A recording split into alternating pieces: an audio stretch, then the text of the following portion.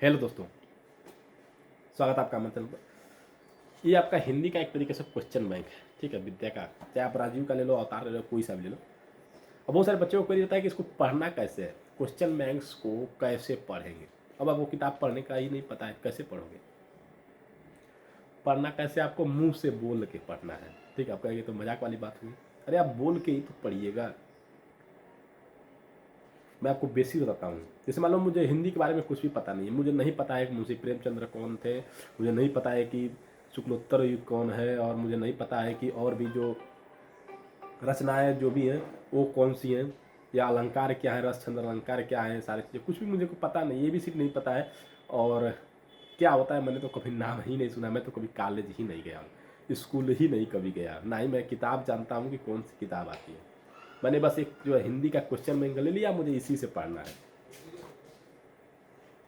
अब बताते हैं आपको इसको पढ़ने का तरीका क्या है। इसमें देखेंगे आपको टोटल लगभग 156 157 के आसपास जो है पेजेस इसमें आपको देखने को मिल जाएंगे। ठीक है, 157 पेज देखने को आपको मिलेंगे।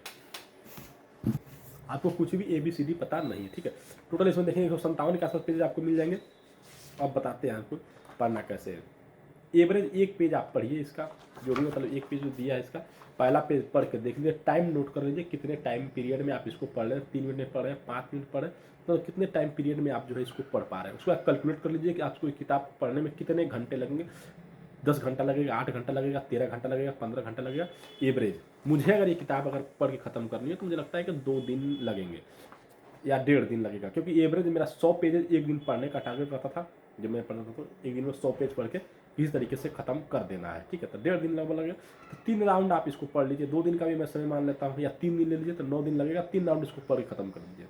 ठीक है, तीसरे राउंड के बाद जो है आपको कुछ चीज़ें हाईलाइट करनी है जो इंपॉर्टेंट है अपने सिलेबस के हिसाब से। इसमें कुछ सिलेबस से बाहर भी आपको चीज़ें मिलेंगी, तो उसको आप हटा देना है। आपको हाईलाइट करना है एक तरीके से, जितने भी क्वेश्चन बैंक है इसको जितना लाल पीला नीला कर सकते हैं।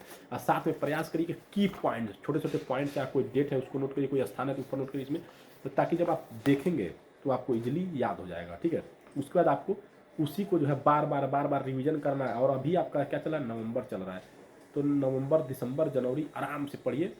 ठीक है, दिसंबर जनवरी 15 के बाद से जो है पूरा एकदम फोकस कर दिए केवल इंपॉर्टेंट क्वेश्चन पर।